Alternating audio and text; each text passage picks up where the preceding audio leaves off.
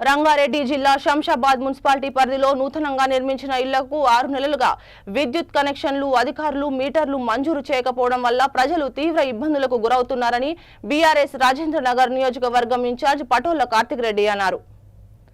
ఇళ్లకు కొత్త మీటర్లు మంజూరు చేయాలని డిమాండ్ చేస్తూ బీఆర్ఎస్ నేతలు ధర్నా నిర్వహించారు.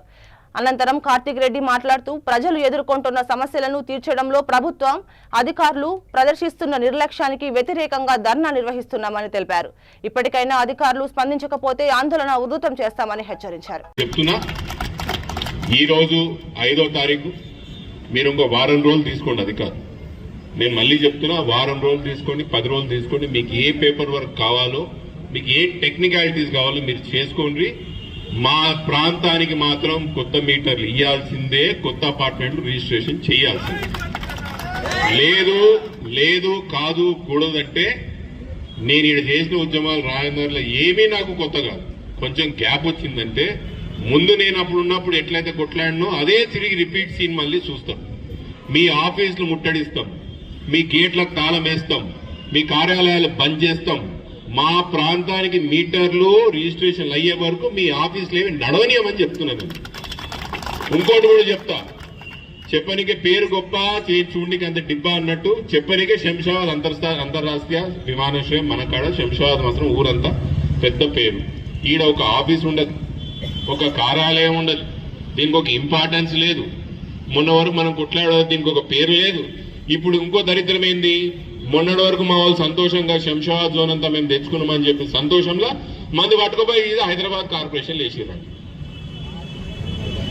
మనది మొన్నటి వరకు సైబరాబాద్ కమిషనరేట్ ఉన్నాం మనం, దీన్ని పట్టుకుపోయి హైదరాబాద్ కమిషనరేట్ వేసిరండి. ఏడికి పోతున్నాం అంటున్నా, రివర్స్ ఎందుకు పోతున్నాం మనం? అరే కమిషనరేట్ మాకు సంతోషంగా సపరేట్ ఉండే, సైబరాబాద్ కమిషనరేట్ సపరేట్ ఉండే, మాకు సపరేట్ పోలీస్ వ్యవస్థ ఉంటుండే. ఓల్డ్ సిటీలకు మా కమిషనరేట్ హైదరాబాద్ కమిషనరేట్ మనం ఎప్పుడో విడిపోయినాం కదా. ఇప్పుడు కాదు విడిపోయి 20 సంవత్సరాలు అవుతున్నది. అసలు మనం హైదరాబాద్ కమిషనరేట్లు ఎప్పుడు లేకుంటుంది.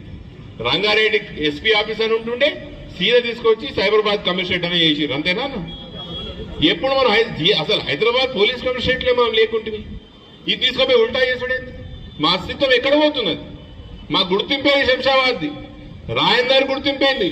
అదే కాదు, నియోజకవర్గానికి 2 ముక్కలు చేసి ఆ భాగం సైబరాబాద్ లో ఇస్తారంట, ఈ సగ భాగం తీసుకుపోయి హైదరాబాద్ లో ఇస్తారంట.